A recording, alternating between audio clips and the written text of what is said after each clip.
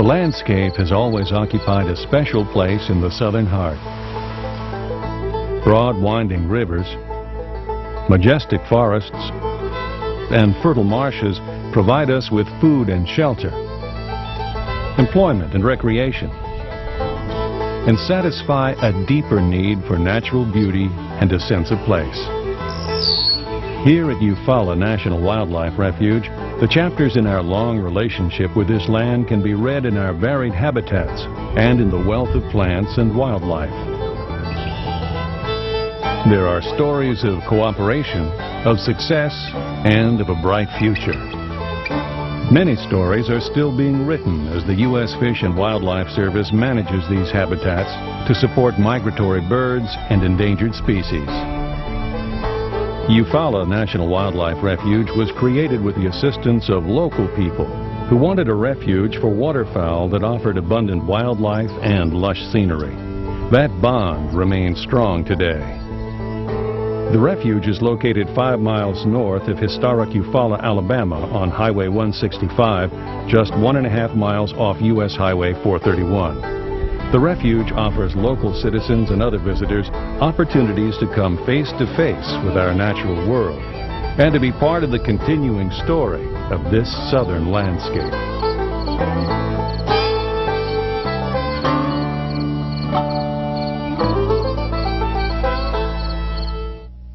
Long before the first European settlers came to the area, the Chattahoochee Valley was home to the Muskogee Creek Indians. Then, old-growth forests covered the land, and creek villages were scattered along the riverbanks. Today, the landscape you'll see around you is very different. The old hardwood stands are gone, and the waters of Lake Walter F. George, also known as Lake Eufaula, cover much of the land where the Indians lived and hunted. What caused those changes is part of our story here at Eufaula National Wildlife Refuge.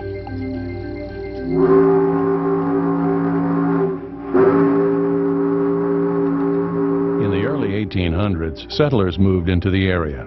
A prosperous town soon developed as a trading center and a port for steamboats plying the Chattahoochee River. First named Irwinton after its founder, the town was later called Eufaula after one of the Indian tribes in the area. As the town grew, more and more cropland was needed, so old-growth forests were cleared until very little was left. After World War II, when agriculture declined, commercial pine forests were planted in the fields. The landscape changed again. Through all these changes, the wildlife that had used these lands was forced to adjust. The winter habitat used by waterfowl was reduced, and for tiny migratory songbirds, it became harder and harder to find the forests their species had always used as resting and feeding stations on their long route to and from Central and South America. Then, in 1963, the Army Corps of Engineers impounded part of the Chattahoochee River for navigation and stream flow control, creating Lake Eufaula. Held back by the Walter F. George Lock and Dam, the waters of the Chattahoochee are now used for recreation and power generation. In the 1960s, the words of Theodore Roosevelt, founding father of the National Refuge System, began to ring truer and truer for concerned citizens in the Chattahoochee Valley. As the work on Lake Eufaula progressed, an effort grew from a community desire to dedicate some land for wildlife. In 1964, the Eufaula National Wildlife Refuge opened. Today, the refuge covers over 11,000 acres of varied and vital habitats. One of about 600 refuges throughout the country, Eufaula shares their goals. The mission of the National Wildlife Refuge System is to administer a national network of lands and waters for the conservation, management, and where appropriate, restoration of the fish, wildlife, and plant resources and their habitats within the United States for the benefit of present and future generations of Americans. Throughout the year, an amazing variety of animals and birds use the refuge as either a temporary or permanent home. Nearly 300 species of birds can be seen here, making it a paradise for bird watchers and nature photographers. 2 observation decks are located along the 7-mile Wildlife Drive, providing views over fields and wetlands. In late fall and winter, the refuge is crowded with many species of waterfowl and wading birds, which have flown south for the winter. As many as 15,000 waterfowl may join the herons and geese feeding in the impoundments, making for lively birdwatching. Many varieties of ducks can be seen diving and dipping for plants and small aquatic creatures. While waterfowl are here, the 7-mile Wildlife Drive is reduced to 5 miles to create areas for sanctuary. But there are still plenty of viewing places. From November until January, waterfowl hunting is allowed in designated areas of the refuge on certain days and only by permit. At this time of year, if you're lucky, you might also see some stately sandhill cranes, or hawks, osprey, and eagles on the refuge. By late winter, most of our bird visitors are leaving for their summer habitats in the north. But the coming of spring starts a frenzy of nest building among our resident birds. Great blue herons, great egrets, and other water birds begin to work in their communal rookeries in the refuge's wetlands. Early spring water levels in the wetlands are carefully managed to provide the best feeding conditions for wading birds and shorebirds. Wood ducks are also beginning to nest, but they use special boxes provided for them. These colorful birds were greatly reduced in number because of their unusual nesting habits. Unlike other ducks which nest on the ground, wood ducks prefer holes in old trees. Very few old trees remain in their nesting areas, so the wood ducks were severely reduced until the nesting box program was started. The wood ducks have taken to their constructed homes like, well, ducks to water. This is one story with a happy ending. By mid-spring, the refuge is alive with bird songs as the neotropical migrants pass through. These tuneful birds travel amazing distances each spring and fall, flying from as far north as Canada, where they nest, to as far south as South America, where they winter. This story is one that, so far, does not have a very happy ending. Habitat changes in the U.S. and deforestation in Central and South America is causing a continuing decline in songbird numbers. U.S. Fish and Wildlife Service refuges provide resting and feeding stops for the migrants. We're forging international partnerships to secure the future of these species. Late spring heralds the arrival of one of our most curious-looking but welcome summer visitors, wood storks. Wood stork numbers have dropped because of habitat loss.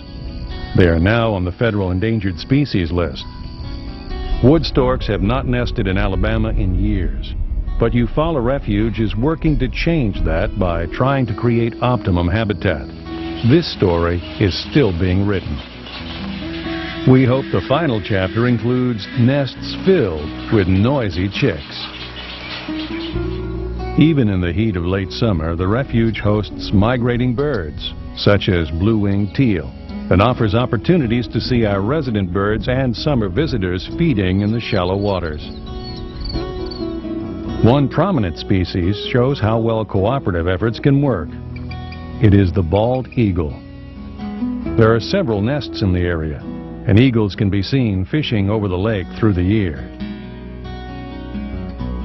Only a few years ago, our national symbol was on the verge of extinction because the pesticide DDT had entered the food chain, creating eggs too fragile to hatch.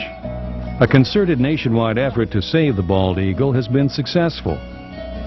Our refuge staff monitors the progress of our local eagles in collaboration with other agencies. Young eagles are released periodically in cooperation with Auburn University's Southeastern Raptor Rehabilitation Center.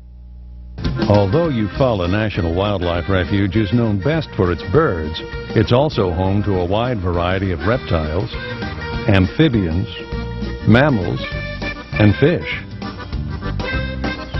On some days, you might think the refuge is alligator central. Numerous alligators live and nest on the refuge. Their very numbers tell another conservation success story. Hunted almost to extinction for their valuable hides, alligators are now back in such numbers that their status has been reduced from endangered to threatened. Please remember to observe these animals from a distance and do not feed them. The refuge is also home to a number of snakes, including some poisonous varieties. Mammals are harder to spot because many are active at night and they tend to be secretive. 49 species live on the refuge, including raccoons, armadillos, otters, beaver, and of course, deer.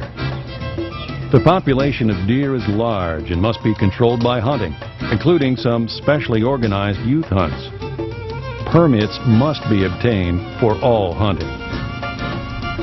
The refuge's 4,000 acres of open water and wetlands also make it a very popular fishing destination. Bass, brim, crappie, and catfish can be caught here, but the big draw is the largemouth bass. On Eufaula Refuge, fishing is allowed throughout the year with the appropriate license. Wildlife comes first at Eufaula, as it does at all national wildlife refuges. That commitment makes each refuge an anchor for biodiversity, ensuring that as many species as possible survive and flourish. A vital part of that work is maintaining healthy wildlife habitats. Here at the refuge, we have several types of habitat that are actively managed for the benefit of wildlife. In the early 1960s, when the refuge was created, most of its acreage was poorly managed forest or agricultural land. Over the years, time, effort, and funding have been invested in improving these habitats. Now, there are about 2,200 acres of woodlands, mainly pines and hardwoods.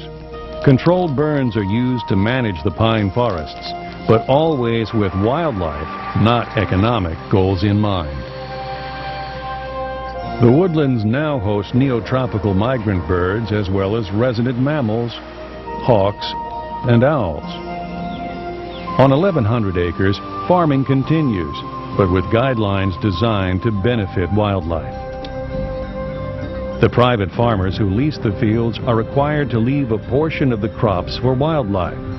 They are also monitored for correct chemical, crop rotation, and soil conservation practices. As a result, the croplands are a haven for a wide variety of species including deer, sandhill cranes, and waterfowl. Several hundred acres of former croplands are being maintained with briars, vines, and young trees. This vegetation provides cover for many mammals and birds and shelters them during cold weather. The ditch banks and field edges serve as transition zones between major habitats. Predators such as hawks, owls, foxes, and bobcat thrive in these habitats. About 75 acres of grasslands are managed for hay. As with the old fields, the growing grass provides cover and food for many animals. The bulk of the refuge is dedicated to wetland habitats. There are 4,000 acres of open water in the rivers, creeks, and impoundments, and nearly 3,000 acres of marshland. These areas are home to a wide variety of fish. They provide feeding grounds for wading birds, shorebirds, and waterfowl. The water levels in the impoundments and some marshlands are managed during the year to create the right habitat for birds to feed, rest, and nest. Each spring, the water is drained, thus encouraging native plants to grow, which provide valuable foods for waterfowl. Each fall, water is replenished in time for arriving waterfowl. Management also involves controlling exotic plant species and other undesirable invasive vegetation. Although so much hard work goes on behind the scenes to make this a good place for wildlife, Eufaula National Wildlife Refuge is also a good place for people. Created by the community, it still plays an important role in the life of wildlife lovers from near and far. Visitors are a vital part of our mission. Whether you come to watch the birds, or to hunt, or to take the wildlife drive, Eufaula National Wildlife Refuge welcomes you. We also invite those who can give some time to our volunteer program. We have many ways you can contribute a few spare hours, from trail maintenance to our hunt program. They all offer rare opportunities to work behind the scenes, enjoy the refuge and its wildlife in a very meaningful way.